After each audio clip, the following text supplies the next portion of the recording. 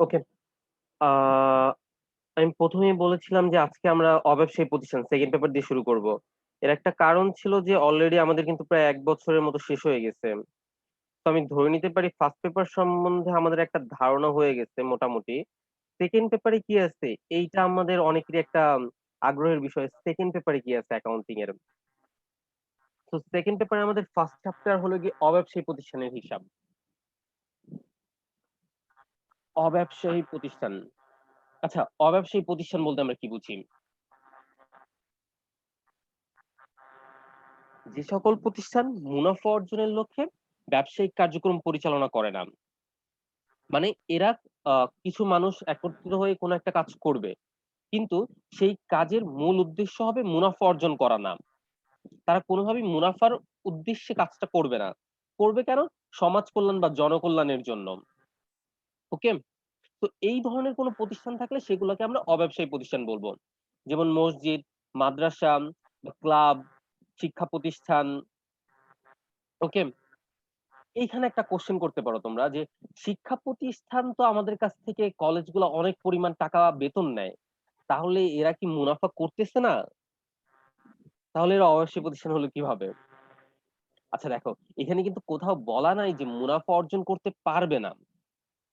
তাদের আয় হইতে পারে অনেক, কিন্তু তাদের উদ্দেশ্য কখনোই মুনাফা অর্জন করা হবে না।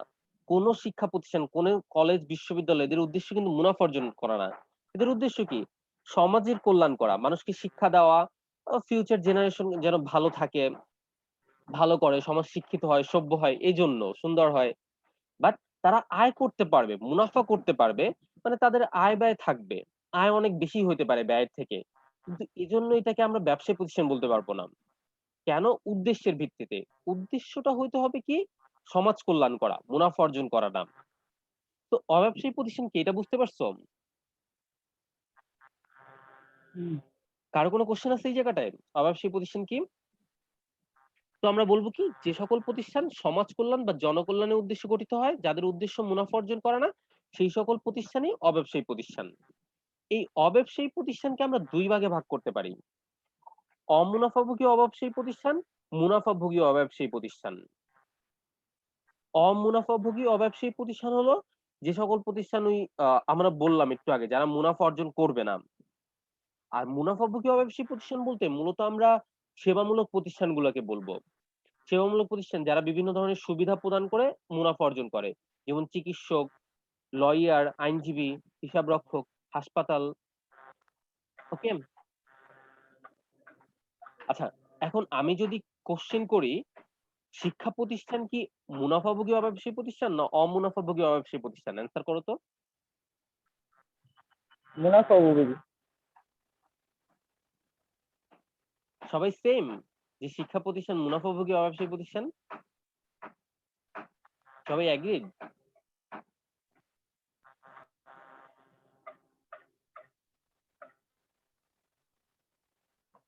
আর কেউ কিছু বলবা না?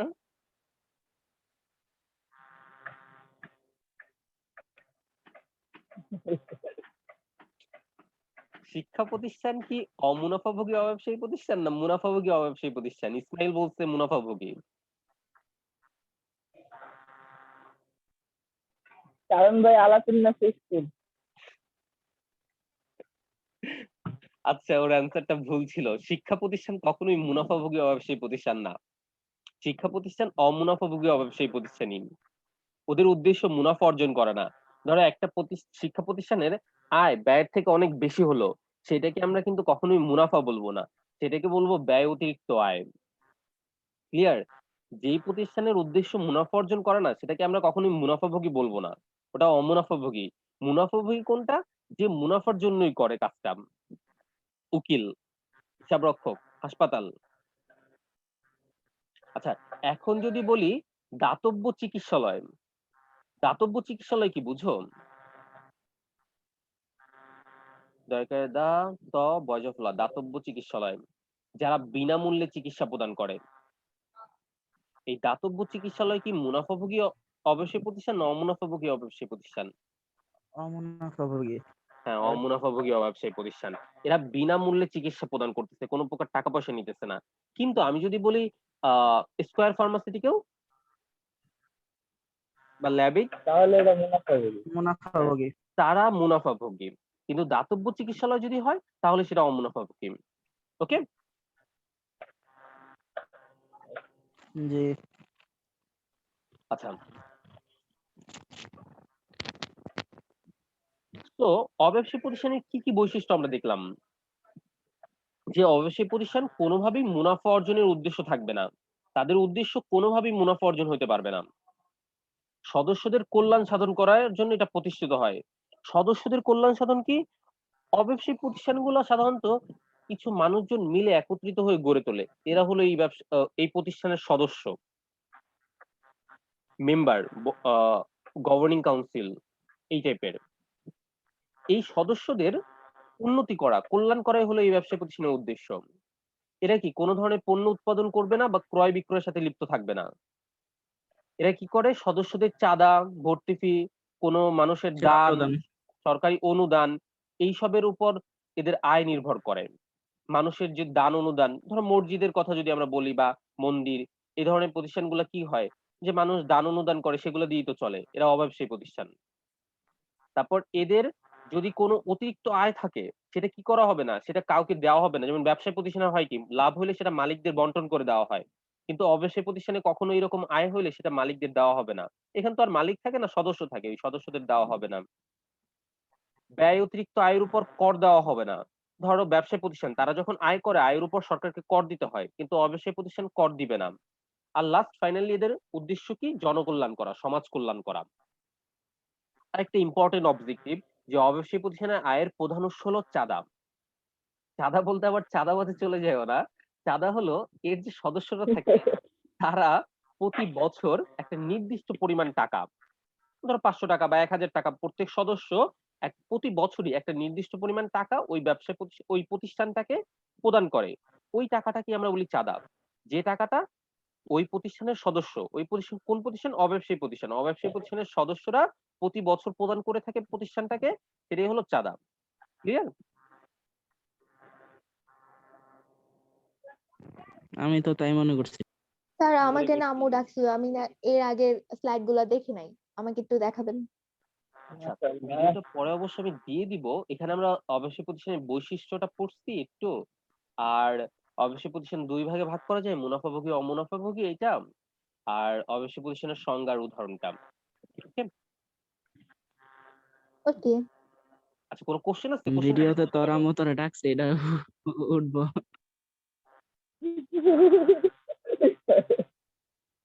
আচ্ছা, কোনো কোশ্চেন আছে? No sir. আচ্ছা, আমরা বড় করে ক্লাব শব্দটা দেখতে পাইতেছি। এর কারণ কি? এর কারণ হলো আসলে আমরা এই অধ্যায়ে যে অঙ্কগুলা করব সবগুলো হলো ক্লাবের অঙ্ক। ক্লাব বলতে আমরা কি বুঝি? আমরা Abahani club, Mohammedan club, Dhaka club বা আমাদের বাড্ডার জাগনিক ক্লাবের কথা আমরা জানি। ক্লাবে কি হয়? মাঠ থাকে, সেখানে খেলাধুলা করা হয়, আ বিভিন্ন ধরনের প্রোগ্রাম বা অনুষ্ঠানের আয়োজন করা হয়। ঢাকা ক্লাবে সুইমিং পুল আছে, সাঁতার কাটা যায়, বা পার্কের মতো আছে। তো এই ধরনের প্রতিষ্ঠানকে আমরা ক্লাব বলি। ওকে? আমরা এই অধ্যায়ে মূলত ক্লাবের অঙ্কগুলোই করব। ক্লাব রিলেটেড সবকিছু। অবশ্যই প্রতিষ্ঠান কিন্তু অনেক প্রতিষ্ঠানই আছে। কিন্তু তার মধ্যে আমরা ক্লাবের অঙ্কটাই বেশি করব। আচ্ছা, কোন ধরনের অঙ্কগুলো আমরা এই চ্যাপ্টারে করব? প্রাপ্তি প্রদান হিসাব। প্রাপ্তি প্রদান হিসাব। প্রাপ্তি, পাওয়া, প্রদান কাউকে দেওয়া। প্রাপ্তি প্রদান বলতে আমরা কি পাওয়া বা কি দেওয়াকে বুঝবো? নগদ টাকা। আমরা আমাদের নগদ টাকার হিসাব করব এই প্রাপ্তি প্রদান হিসাবে। আমাদের কাছে বছর শেষে কত টাকা নগদ টাকা আছে, কিভাবে করব, কত টাকা নগদ পাইছি আর কত টাকা নগদ দিছি এর উপর বেস করে। আমরা সবাই তো এখানে কমার্সের স্টুডেন্ট। তো আমরা 9-10 এ পারিবারিক তহবিল করছিলাম, মনে আছে? লাস্ট অধ্যায় একেবারে 9-10 এর। জি স্যার, মনে আছে। এই চ্যাপ্টারটা মনে একেবারে নাই। ওই রকম পারিবারিক তহবিলের মতো। পারিবারিক তহবিলে একটা প্রাপ্তি প্রদান হিসাব ছিল। তো এই প্রাপ্তি প্রদান হিসাবটা একেবারে সেমই। হ্যাঁ। পেলে প্রাপ্তির পাশে, চলে গেলে প্রদানের দেন পাশে। আয় ব্যয় ছিল। হ্যাঁ, আয় ব্যয় হিসাব সেম। আমাদের আয়গুলা থেকে ব্যয়গুলা বাদ দিব। তারপর যেটা বেশি হবে আয় অতিরিক্ত ব্যয় বা ব্যয় অতিরিক্ত আয়। আর্থিক অবস্থার বিবরণী মানে কি? আমাদের সম্পদ আর দায়গুলো আমরা ওই বিবরণীতে দেখাবো। ওই অঙ্কটাতে। প্রারম্ভিক মূলধনের পরিমাণ নির্ণয়, এগুলো সাধারণত ক নাম্বারের কোশ্চেন। চলতি বছরে চাঁদার পরিমাণ নির্ণয়, বকেয়া চাঁদার পরিমাণ নির্ণয়, খাদ্য সামগ্রী বিক্রয়জনিত লাভ, আসবাবপত্র বিক্রয়জনিত লাভ। ওকে? তো এই অঙ্কগুলো সাধারণত আমরা এই চ্যাপ্টারে করব। আজকে আমরা করব প্রাপ্তি প্রদান হিসাব। তো প্রাপ্তি প্রদান হিসাব বলতে কি বুঝি আমরা? হিসাব হিসাব মানে খতিয়ানটাকে বুঝি আমরা সাধারণত। হিসাব বলতে তোমাকে যদি কোনো অঙ্কে বলে হিসাব প্রস্তুত করো, বেতন হিসাব, তার মানে বেতনের খতিয়ান করতে বলছে। এখানে প্রাপ্তি প্রদান হিসাব অনেকটা ওই খতিয়ান করতে বলছে বোঝায়। খতিয়ানে কি থাকে? ২টা পাশ থাকে, ডেবিট ক্রেডিট, তির্যক। তো এই অঙ্কটাও যখন হিসাব বলছে তার মানে একটা তির্যক আকৃতির অঙ্ক হবে। আমি আগেই বলছি একটু আগে যে প্রাপ্তি প্রদান কি প্রাপ্তি কি প্রদান? নগদ টাকার প্রাপ্তি প্রদান। তো এই অঙ্কটাতে আমরা নগদ টাকার হিসাব করব। প্রাপ্তি প্রদান হিসাবের মাধ্যমে কি আমাদের প্রতিষ্ঠানের নগদ কত টাকা আসছে বা নগদ কত টাকা চলে গেছে সেই জিনিসটা আমরা জানতে পারবো। আর লাস্টে আমরা একটা রেজাল্ট বের করব, সেটা কি সমাপনী হাতে নগদ বা ব্যাংক জমা। এটা অনেকটা নগদান বইয়ের মতোই। এখানে মূলধন জাতীয় মুনাফা জাতীয় সব প্রকার ব্যয় আয় আসবে। মূলধন জাতীয় কি যেটা হলো ১ বছরের বেশি সময়ের, আর মুনাফা জাতীয় হলো যেটা ১ বছরের কম সময়ের। যা মানে নগদ টাকা পেলেই এই অঙ্কটাতে আসবে, আবার নগদ টাকা চলে গেলেই এই অঙ্কটাতে আসবে। ক্লিয়ার? এখানে অগ্রিম, বিগত সালের বকেয়া মানে আয় ব্যয় যা আছে মানে নগদ টাকার সাথে এখানে আমরা চিন্তা করব।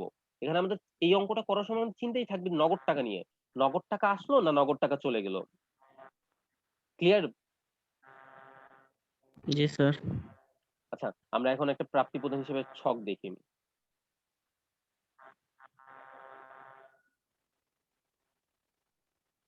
তো আমরা এখানে দেখতে পেতেছি একটা প্রাপ্তি প্রদান টি ছকের মতো ২টা পাশ, একটা প্রাপ্তি আর একটা প্রদান। প্রাপ্তিটাকে আমরা ডেবিট বলতেছি আর প্রদানটাকে ক্রেডিট। কেন? নগদ টাকা পেলে ডেবিট, নগদ টাকা চলে গেলে ক্রেডিট। সেটা আমরা সবাই জানি, যেহেতু কমার্সের সায়েন্সের এখানে কেউ নাই আমরা। আমরা কি করতেছি? আমাদের নগদ টাকার হিসাব করতেছি। তো বছরের শুরুতে আমার কাছে কিছু নগদ টাকা ছিল। তো ফার্স্টেই প্রাপ্তির পাশে আমাদের প্রারম্ভিক উদ্ধৃতটা, প্রারম্ভিক নগদ টাকা, প্রারম্ভিক ব্যাংক জমা। এখন তুমি কোশ্চেন করতে পারো, স্যার আপনি তো বললেন যে এখানে আমরা নগদ টাকার হিসাব করব, তাহলে ব্যাংক জমা আসলো কেন? ব্যাংকও কিন্তু আমাদের এক ধরনের নগদ টাকা। ব্যাংক জমা নগদ টাকা, হ্যাঁ। হ্যাঁ, আমাদের নগদ টাকা ২ ভাবে থাকতে পারে। এক হলো আমাদের হাতে থাকতে পারে, হাতে মানে ক্যাশ বাক্সে। প্রতিষ্ঠানের ক্যাশ বাক্সে থাকতে পারে, আবার প্রতিষ্ঠানের ব্যাংক অ্যাকাউন্টে থাকতে পারে। ২ টাই কিন্তু প্রতিষ্ঠানের নগদ টাকা। ক্লিয়ার? তো এইজন্য নগদ তহবিল, ব্যাংক জমা ২ টাই আসবে নগদের মধ্যে। ভর্তি ফি, ভর্তি ফি বলতে আমরা কি বুঝি?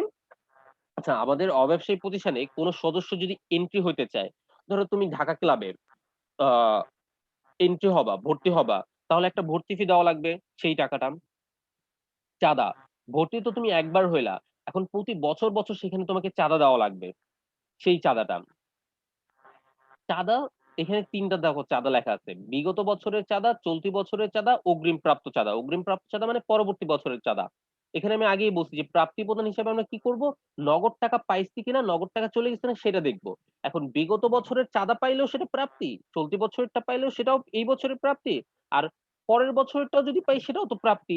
তো যেকোনো প্রকার চাঁদা প্রাপ্তি। যদি ২০০০ সালের চাঁদা পাই সেটাও আমার প্রাপ্তি, ২০৩০ সালের চাঁদা পেলে সেটাও আমার প্রাপ্তি। যেকোনো প্রাপ্তি আমি প্রাপ্তির পাশে লিখব। ওকে? অনুদান দান মানে কি? কেউ বিনা শর্তে আমার প্রতিষ্ঠানে টাকা দিচ্ছে। সে কিছু চায় না এই প্রতিষ্ঠান থেকে। ক্লিয়ার? উল্কিত সম্পদ। একেবারে দলিল করে তার সম্পত্তি দিয়ে দিচ্ছে আমাদের প্রতিষ্ঠানকে। আজীবন সভ্য চাঁদা বা আজীবন সভ্যের চাঁদা। এটা একেবারে আজীবনের জন্য দান করে দিছে। ওই একই উল্কিত সম্পদ, অনুদান, দান, আজীবন সভ্যের চাঁদা সেম জিনিসই। মানে সে আমাদের তার জীবনকালে যত চাঁদা হওয়া উচিত সেই সব চাঁদা একবারে দিয়ে দিছে। এখানে চাঁদা প্রাপ্তিটা কি হয়? সদস্যরা প্রতি বছর, বছর চাঁদাটা দেয়। কিন্তু আজীবন সভ্যের চাঁদার ক্ষেত্রে কি হয়েছে? সে তার জীবনকালে যত চাঁদা হওয়া উচিত সব একবারেই অনুমান করে একটা টাকা দিয়ে দিচ্ছে। জিনিসটা বুঝতে পারছো? আজীবন সভ্যের চাঁদা? সে ওই সদস্য প্রতি বছর, হুম। বছর চাঁদা দিবে ইয়েস না। স্যার। সে কি করছে? একবারেই চাঁদাটা দিয়ে দিছে। লকার ভাড়া বা হল ভাড়া, ওই যে খেলার সামগ্রী রাখার জন্য ক্লাবগুলাতে লকার থাকে। ওইখানে সদস্যরা তার জিনিসপত্র রাখতে পারে। ওই জিনিসপত্র রাখার জন্য সে বছরে একটা ভাড়া দেয়। ওই ভাড়াটা হলো লকার ভাড়া বা হল ভাড়া। খাজনা বা কর। খাজনা বা কর হলো আ ক্লাবগুলাতে দেখা যায় মাঠ থাকে। ওই মাঠ যদি কেউ ইউজ করে তাহলে ইউজ করার পর সেই যে টাকাটা দেয় সেই টাকাটা খাজনা বা কর। বিনিয়োগের সুদ, হুম প্রতিষ্ঠানটা যদি কোথাও বিনিয়োগ করে টাকা সেখান থেকে সুদ পাবে, সেটা তাদের আয় আর সেটা তাদের প্রাপ্তি, তাহলে এই প্রাপ্তির পাশে আসছে। টুর্নামেন্ট বা খেলাধুলা বাবদ ফি, কোনো খেলার আয়োজন করলে সেখান থেকে যে ফিটা পাবেন, আলোচনা বা বক্তৃতা হতে ফি, কোনো অনুষ্ঠান অনুষ্ঠান করলে সেইখান থেকে যদি কোনো টাকা পায়। চা চক্র, এই চা চক্র কি বলতে পারো? No sir. চা চক্র, চা চক্রটা হলো ওই ক্লাবের সদস্যরা একত্রিত হয়ে চা পান করে, মানে সবাই একটা অনুষ্ঠানের মতো করে। ধরো সন্ধ্যাবেলায় সবাই একত্রিত হয়, তো সবাইকে চাটা খাওয়ানো হয়, তো তারা চা খেয়ে কিছু টাকা পয়সা দিয়ে যায়। এটাই হলো চা চক্র। যে সবাই আড্ডাবাজি করলো, চাটা খেলো, সেই জিনিসটাকে চা চক্র বলি আমরা। বনভোজন, বার্ষিক ভোজের হতে প্রাপ্তি, বনভোজন আয়োজন করছে, সব সদস্যরা টাকা দিচ্ছে। পুরাতন সম্পত্তি বিক্রয়, বিক্রি করলে তো আমরা টাকা পয়সা পাবোই। পুরাতন খবরের কাগজ বিক্রয়, প্রাপ্ত ঋণ, ঋণ নিলাম, টাকা আসলো। মেয়াদ পূর্তিতে বিনিয়োগের অর্থ প্রাপ্তি, আমরা কোথাও বিনিয়োগ করছিলাম 5 বছরের জন্য, 5 বছর শেষ হয়ে গেছে, ওই বিনিয়োগের টাকাটা আমরা আবার পেয়ে গেছি, তাহলে টাকা পাইছি, টাকা বাড়ছে, এই জন্য এটা প্রাপ্তির পাশে। ক্লিয়ার? হুম খাদ্য সামগ্রী পানীয় বিক্রয়, বিক্রি করলে টাকা পাবোই। অনুষ্ঠানের টিকিট বিক্রয়, ম্যাগাজিন বিক্রয়, ম্যাগাজিনে বিজ্ঞাপন, আমাদের ম্যাগাজিনে কেউ বিজ্ঞাপন দিছে, তাহলে সে আমাদের টাকা দিবে। আর এছাড়া অন্যান্য অন্যান্য প্রাপ্তি। ওকে, তো প্রাপ্তির পাশে আমরা বুঝতে স্যার এটা পারছি। তো মানে অ্যাকাউন্টিং এর মানে সেকেন্ড মানে কি বলে সেকেন্ড পেপারের ফার্স্ট অধ্যায় না হ্যাঁ, নাকি এটা কোন? অ্যাকাউন্টিং এর সেকেন্ড পেপারের ফার্স্ট অধ্যায়, অব্যবসায়ী প্রতিষ্ঠানের হিসাব। Okay sir. ঠিক আছে? আচ্ছা, আর প্রদানের পাশে কি হবে? যত ব্যয় আছে এখানে দেখো, বেতন, মজুরি, সম্মানী, বোনাস, মনিহারি, ছাপা, ভাড়া, তো যত ব্যয় আছে সবই প্রদানের পাশে আসবে। আমি সবগুলা পড়তেছি না। আর কি আসবে? সম্পদ ক্রয় থাকলে সেটা আসবে। আসবাবপত্র ক্রয়, সরঞ্জামাদি ক্রয়, কোন ধরনের সম্পদ ক্রয় করলে এখানে আসবে। ব্যয় থাকলে প্রদানের পাশে আসবে, সম্পদ ক্রয় থাকলে সেটা আসবে।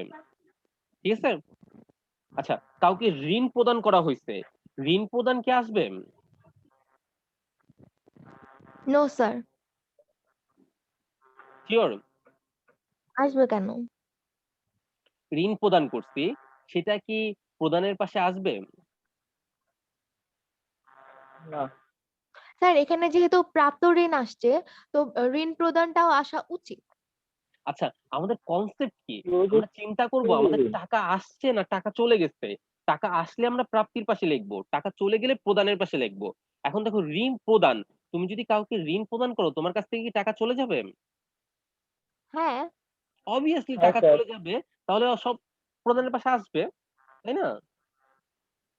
তো আমরা চিন্তা হ্যাঁ। করবো সবসময় টাকা কি চলে গেছে কিনা, টাকা চলে গেলেই প্রদানের পাশে আসবে। ক্লিয়ার? ঋণের সুদ প্রদান, এটা কি আসবে? Yes sir. হ্যাঁ, ঋণের সুদ প্রদান, এটা আসবে। এখন আমি যদি বলি বকেয়া ঋণের সুদ,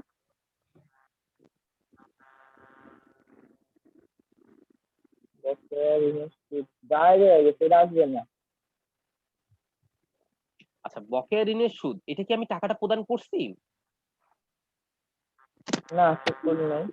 না, আমি কিন্তু টাকাটা প্রদান করি নাই, প্রদান করলে তো আর বকেয়া হইতো না। তো আমি যেহেতু টাকাটা প্রদান করি নাই, তাহলে এটা প্রদানের পাশে আসবে না। সহজ হিসাব। ক্লিয়ার?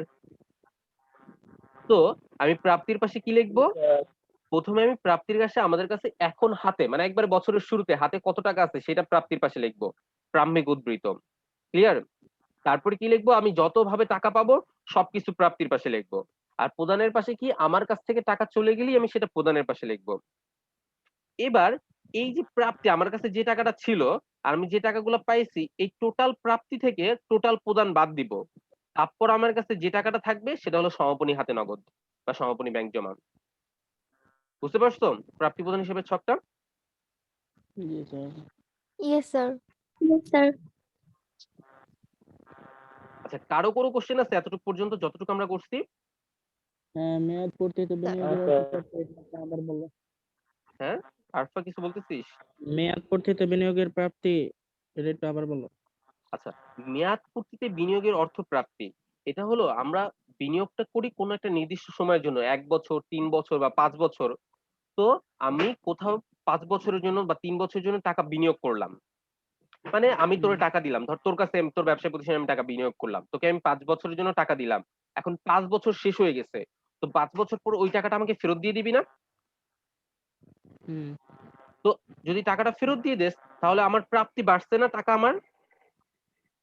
হ্যাঁ, তাহলে আমি টাকাটা পাইছি, তাইলে পাইলে আমি কি হুম, করবো? প্রাপ্তির পাশে লিখবো। তো মেয়াদ পূর্তিতে বিনিয়োগের অর্থ প্রাপ্তি, এর ফলে আমার টাকা বাড়ছে, এই জন্য আমি প্রাপ্তির পাশে লিখতেছি। ক্লিয়ার? বুঝছি। হুম, ঠিক আছে। হুম, ইয়াসমিন, তুমি তো কিছু বলো না, বুঝতে পারতেছো? জি স্যার, বুঝতেছি। আচ্ছা, তো মনে হয় না এতটুকুর মধ্যে কারো কোনো সমস্যা আছে। খুব সহজ জিনিস যেহেতু, আমরা এখন একটা অঙ্ক দেখি। তো এখানে একটা অঙ্ক দেখতেছি আমরা। শেখপাড়া উন্নয়ন ক্লাবের 2016 সালের 31 ডিসেম্বর তারিখে সমাপ্ত বৎসরের জন্য নিম্নলিখিত তথ্যাবলী দেওয়া হলো। ওকে, নগদ তহবিল জানুয়ারি 1, 2016 5,000 টাকা। তো আমাদের কাছে 2016 সালের 1 তারিখে, জানুয়ারি 1 তারিখে 5,000 টাকা আছে। ক্লিয়ার? চাঁদা প্রাপ্তি 15 সালের 5,000, 16 সালের 30,000, 17 সালের 2,000 আমরা চাঁদা পাইছি। ভর্তি ফি আমরা পাই না দেই? পাই, দেই। স্যার দেই। শিওর? হ্যাঁ। তুমি ক্লাবের দিক থেকে চিন্তা করো যে তুমি একটা ও, ক্লাবের পাই, অ্যাকাউন্টেন্ট, পাই, পাই। তুমি ও কিন্তু আচ্ছা, ক্লাবে ক্লাবে ভর্তি পাই। হবা না, তুমি একটা ক্লাবের অঙ্ক করতেছো। তো ক্লাব হুম, কি ভর্তি হবে কোথাও, না মানুষজন ক্লাবে ভর্তি হবে? মানুষজন ক্লাবে ভর্তি হয়। তাহলে তো ক্লাব কি ভর্তি ফি টাকা পাবো। পায় না টাকা দেয় ভর্তি ফি? টাকা পায়। পাই, টাকা পায়। হ্যাঁ, ক্লাব ভর্তি ফি পায়, ভর্তি ফি দেয় না। তাহলে ভর্তি ফি কি প্রাপ্তি, প্রদান না। ওকে। ওই যে ক্লাবের অ্যাকাউন্টেন্টস আমরা। Yes. হ্যাঁ, তোমরা এখন চিন্তা করবো তোমরা ক্লাবের অ্যাকাউন্টেন্ট, তোমরা ক্লাবে ভর্তি হবে না, তোমরা ভর্তি ফি পাবা। অনুদান প্রাপ্তি, বুঝাই যেতেছে প্রাপ্তি। খবরের কাগজের সামগ্রিক ক্রয়, ক্রয় করছি, ক্রয় করলে কি সেটা প্রাপ্তি না প্রদান? খবর কাগজে প্রদান, প্রদান। প্রদান। প্রদান। হ্যাঁ, আমি কিছু কিনলে তো আমি টাকা দিব, আমি তো টাকা পাবো না। মণিহারি, এখানে মণিহারি ক্রয় বা বিক্রয় বলে নাই, তাহলে এখন এটা কি প্রাপ্তি না প্রদান? প্রদান, প্রদান, প্রদান। শুধু প্রদান। মণিহারি মানে আমরা ব্যয় ধরে নিব, টাকা প্রদান। মণিহারি আমরা কিনছি, ক্লাব মণিহারি বিক্রি করবে না। আমরা উদ্দেশ্যের মধ্যেই পড়ছি, কোনো কিছু ক্রয় বিক্রয় করা ক্লাবের উদ্দেশ্য কিন্তু না। সরকারি ঋণপত্র ক্রয়, এবার আমরা কিনছি সরকারি ঋণপত্র, তাহলে কি টাকা চলে গেছে না টাকা পাইছি? চলে গেছে। টাকা চলে টাকা গেছে, চলে। প্রদান। নাট্যাভিনয় বাবদ খরচ, একটা নাটকের আয়োজন করা হয়েছিল, সেখানে খরচ হয়েছে, টাকা চলে গেছে। টিকিট চলে বিক্রয়, গেছে। বিক্রি করলে টাকা পাইছি। বেতন প্রদান, টাকা পাইছি। চলে গেছে। ছাপা খরচ, টাকা চলে গেছে। আপ্যায়ন খরচ চলে গেছে। হল ভাড়া বাবদ খরচ চলে গেছে। বিবিধ খরচ, টাকা চলে গেছে। বই ক্রয়, টাকা চলে গেছে। ওকে। চলে গেছে। আচ্ছা, হুম, অন্যান্য তথ্যাবলীগুলো দেখি। ভাড়া 1,400 টাকা অপ্রদত্ত আছে। অপ্রদত্ত আছে মানে কি? মানে দেওয়া এটা এখনো হয়নি। প্রদান করা হয়নি। হ্যাঁ, এখনো প্রদান করা হয় নাই, ভাড়া প্রদান করি নাই, তাহলে টাকা আসছে না চলে গেছে? আসেও নাই, চলেও যায়নি। ইয়াপ, টাকা আসেও নাই চলেও যায় নাই, তাহলে কি এটা প্রাপ্তি প্রদান হিসেবে আসবে? না, প্রাপ্তি বা প্রদান না হিসেবে কি স্যার। আসবে? টাকা আসলে মানে প্রাপ্তি প্রদান হিসেবে আসবে, টাকা চলে গেলে প্রাপ্তি প্রদান হিসেবে আসবে। এখানে টাকা আসেও নাই চলেও যায়নি, তাহলে এটা আসবেই না প্রাপ্তি প্রদান হিসেবে। হুম, ওকে। হুম, বেতন 3,000 টাকা বকেয়া আছে, এটা প্রাপ্তি প্রদান হিসেবে আসবে? আসবে, প্লাস মাইনাস করতে হবে মেবি। প্লাস মাইনাস করতে হবে। কি বেতন জানি, তিন মনে হাজার আছে। টাকা বকেয়া আছে। আচ্ছা, প্রাপ্তি প্রদান হিসাব করার সময় আমরা চিন্তাই করব শুধু টাকা আসছে না টাকা চলে গেছে। দেখো, বেতন বকেয়া আছে, ক্লাবে অনেক মানুষ কাজ করে, অনেক কর্মচারী, তাদেরকে তুমি 3,000 টাকা বেতন দাও নাই। এখন এই টাকাটা দাও নাই, এর ফলে কি তোমার টাকা চলে গেছে না টাকা আসছে? কোনোটাই তো হয় নাই। টাকা চলেও যায় নাই, টাকা আসেও নাই, বেতন দেই নাই, তাহলে টাকা চলে যাবে কিভাবে? তাই না? ঠিক আছে। তাহলে প্রাপ্তি হুম, প্রদান হিসেবে আসবে না, কোনো ধরনের যোগ বিয়োগ হবে না। বুঝছো? হুম, আমাদের জি, কনসেপ্টই থাকবে এটা যে টাকা আসছে না চলে গেছে। বেতন 3,000 বকেয়া, হুম, বকেয়া থাকলে তো টাকা যায় নাই, টাকা তো দেই নাই, দেই নেই বলেই তো বকেয়া, তাহলে আসবে কেন? ক্লিয়ার? হুম, আচ্ছা, অনুদান সম্পূর্ণ মুনাফা জাতীয় আয়। আমাদের প্রাপ্তি প্রদান হিসাবে কি মুনাফা জাতীয় আয় আসে? না। আসে না? না স্যার। শিওর? আচ্ছা দেখো, এইখানে প্রাপ্তিপদ বৈশিষ্ট্যের মধ্যে প্রাপ্তি প্রধান হিসেবে আমরা কিন্তু একটা বৈশিষ্ট্য পড়ছিলাম যে প্রাপ্তি প্রধান হিসেবে মূলধন ও মুনাফা জাতীয় উভয় প্রকার আয় ব্যয় দেখানো হয়। এখানে মূলধন জাতীয় আয় ব্যয়ও যেমন দেখানো হবে, মুনাফা জাতীয় দেখানো হবে। এখানে কোনোটা আসবে না এরকম নাই। মূলধন জাতীয় লেনদেনও আসবে, মুনাফা জাতীয় লেনদেনও আসবে। ক্লিয়ার? হুম, আমাদের চিন্তা থাকবে টাকা পাইছি না দিছি এতটুকে। সেটা মূলধন জাতীয় না মুনাফা জাতীয় তা নিয়ে ভাবার আমাদের কোনো দরকার নাই। আমরা ভাববো শুধু এতটুক টাকা আসছে না টাকা চলে গেছে। দেখো, অনুদান মুনাফা জাতীয় আয় এটা বলে দিছে, এটা আমাদের কোনো কাজেই লাগবে না। আমরা চিন্তা করব অনুদানের ফলে টাকা হুম, আমরা পাইছি না টাকা চলে গেছে। অনুদান প্রাপ্তি টাকা পাইছি তাহলেই সেটা আসবে। বুঝতে পারছো? হুম, অনুদান মুনাফা জাতীয় না অনুদান মূলধন জাতীয় সেটা আমাদের কোনো কাজে লাগবে না প্রাপ্তি প্রদান হিসাবে। আমরা শুধু চিন্তা করব আমাদের টাকাটা আসছে না টাকাটা চলে গেছে। আসছে না গেছে। ঠিক আছে? হুম, আচ্ছা, এরপরে বলছে পক্ষান্তরে ভর্তি ফি সম্পূর্ণ মূলধন জাতীয় গণ্য করতে হবে। সেম একই, মূলধন জাতীয় দিয়ে তো আমাদের কোনো চিন্তা করার কিছু নাই। আমরা চিন্তা করব হুম, টাকা আসছে না টাকা চলে গেছে। ক্লিয়ার? বুঝতে পারছো? হুম, আচ্ছা, জি স্যার। তোমাদের এই মিটিংটা যদি কেটে যায় কোনো কারণে তাহলে তোমরা আহ মানে আবার ওই সেম পাসওয়ার্ড দিয়ে আর সেম আইডি দিয়ে লগ ইন করো। ঠিক আছে? ওকে। আচ্ছা, এখন আমরা অঙ্কটা করি।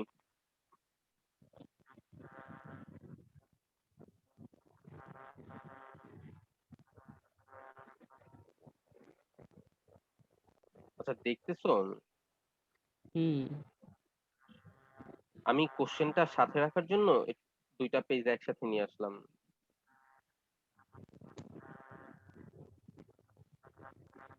আচ্ছা, আমরা কি করব, আমাদের বলছি কি প্রাপ্তি প্রধান হিসাব প্রস্তুত করতে। তো প্রাপ্তি প্রধান হিসাব করব।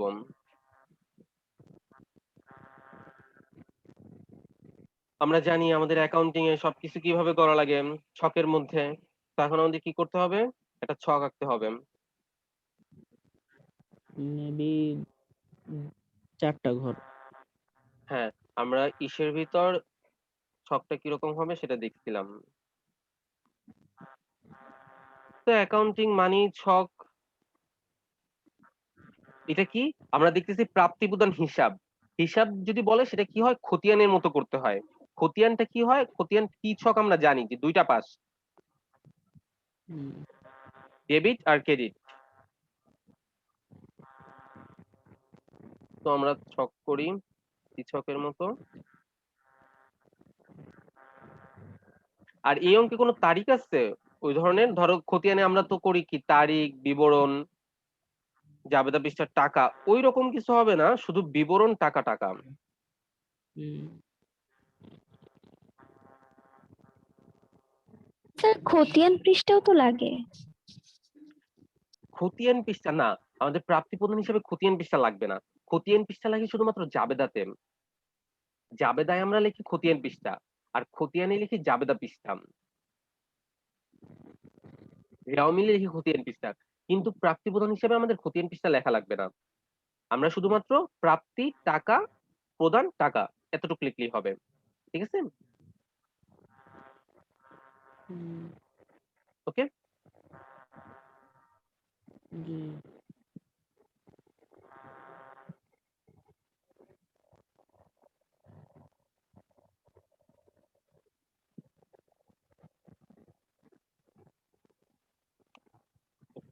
বড় করতে হবে।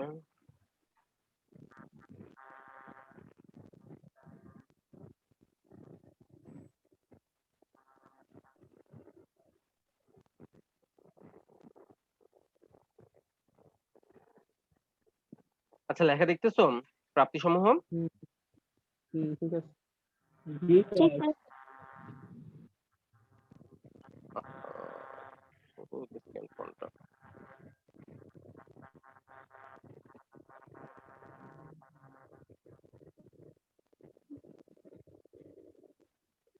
আমাদের দুইটা পাশ, প্রাপ্তি সমূহ টাকা, প্রদান সমূহ টাকা।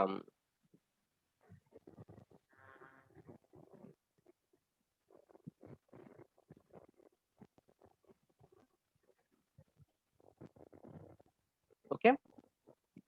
হুম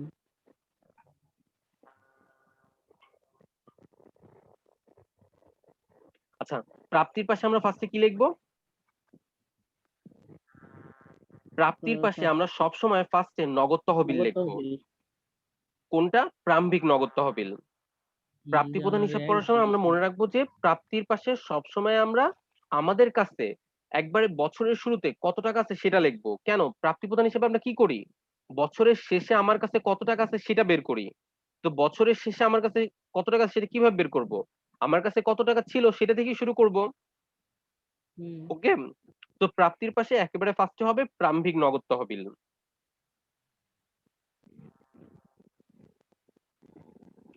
প্রারম্ভিক নগদ তহবিল। ওকে? প্রারম্ভিক নগদ তহবিল কত টাকা? 5,000 টাকা। 5,000 টাকা। তাহলে প্রারম্ভিক নগদ তহবিল লিখবো 5,000। ঠিক আছে? হুম আচ্ছা, এরপরে কোশ্চেন আছে কি চাঁদা প্রাপ্তি। চাঁদা প্রাপ্তি পাইছি, তাহলে প্রাপ্তির পাশে লিখবো। ওকে?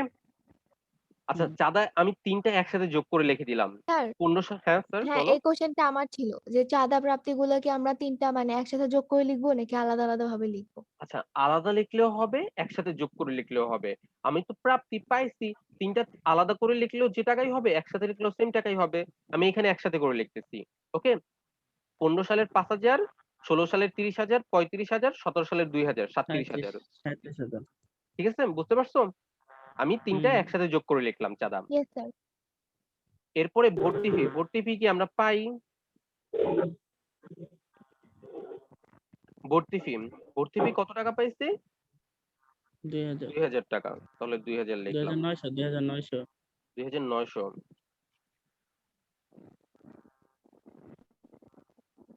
আচ্ছা, ভর্তি ফির পর কি আছে?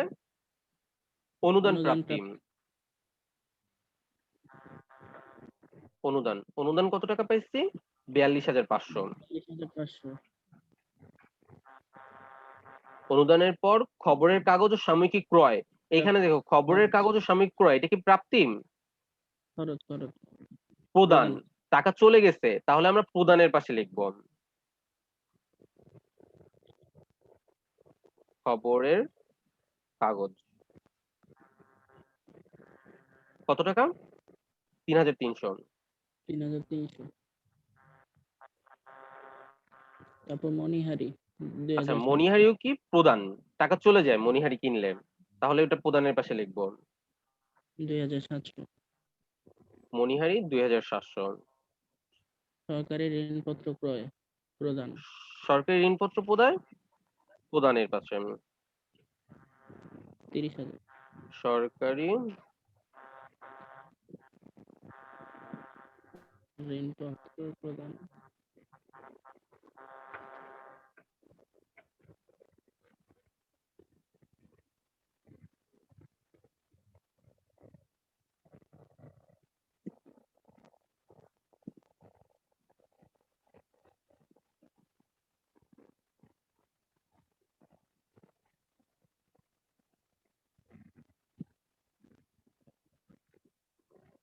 সরকারি ঋণপত্র প্রদান। ক্রয়। সরকারি ঋণপত্র ক্রয় কত টাকা? 30,000 টাকা। 30,000। আচ্ছা, তারপরে কি আছে? নাট্যাভিনয় বাবদ খরচ। নাট্য বিনায়ক 19,200। আমি শর্টকাটে নাটক লিখে দিলাম। নাট্যাভিনয় বাবদ খরচ 19,200 টাকা। তারপরে আছে টিকিট বিক্রয়। বিক্রি করলে টাকা পাইছি, তাহলে আয় আয় প্রাপ্তির আয় পাশে। আয় হুম, না, আয় এখানে কিন্তু প্রাপ্তি প্রদান। এই তো প্রাপ্তি। টিকিট বিক্রয়। টিকিট বিক্রয় কত টাকা? 37,800। 37,800। তারপরে আছে কি বেতন প্রদান, তাহলে এটা প্রদানের পাশে। 23,000। বেতন কত টাকা? 23,000। 23,000। আচ্ছা, বেতনের পর আছে ছাপা খরচ। 3,700।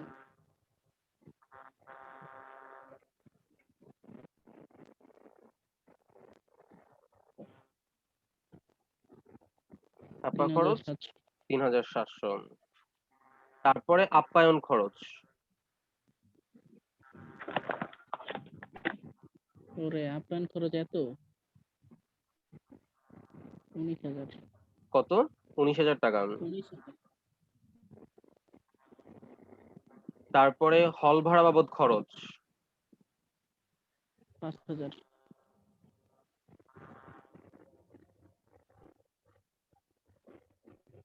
হল ভাড়া 5,000। 5,000।